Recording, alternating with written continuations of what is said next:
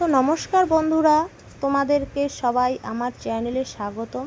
তো আজকে আমি দুপুরের জন্য খুব সহজ সরল একটা রান্না করছি। আজকের মেনুতে আছে ডাল, ডিমের কারি, বাদামি আলুর ভাজা।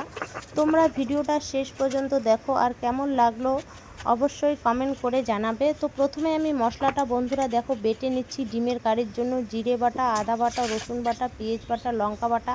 তো মশলাটা আমি বেটে রাখলাম। তারপর এদিকে আগে ডাল বসিয়ে দিয়েছি, ডালটা সিদ্ধ হয়ে গেছে। তো এখন আমি সম্বার দিব, পেঁয়াজ কুচি, তারপর হলো শুকনো লঙ্কা, একটু পাঁচফোড়ন, তেল দিয়ে ভালো করে ভেজে তো এখন আমি সম্বার দিয়ে নিচ্ছি ডালটা।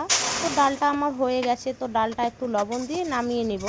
তো ডাল হয়ে গেছে, তারপরে আমি ডিমগুলো তো আগেই সিদ্ধ করে রেখেছি। তো এখন ডিমগুলো আমি ছুলে নিচ্ছি। ওদিকে ভাতও বসিয়ে দিয়েছি, ডালটা নামিয়ে তারপর ভাত বসিয়ে দিয়েছি।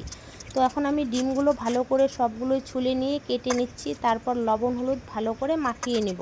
তো দেখো বন্ধুরা, এখন আমি লবণ হলুদ ভালো করে মাখিয়ে নিচ্ছি।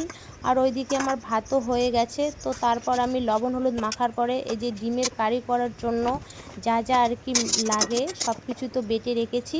তো এখন আমি আলুটাও আগে ভেজে নেব। তারপরে যে ডিমের কারি করার জন্য প্রথমে আমি ডিমটা ভালো করে ভেজে নিলাম, তারপর জিরে বাটা মশলাগুলো দিয়ে দিলাম। এখন ভালো করে কষিয়ে নেব। তো কষিয়ে নেওয়ার পর ভেজে রাখা ডিমগুলোও দিয়ে দিব। তো আমার ডিমের কারি রেডি। বন্ধুরা, আজকে রান্না প্রায় তৈরি হয়ে গেছে। তো তোমাদের কেমন লাগলো অবশ্যই কমেন্ট করে জানাবে।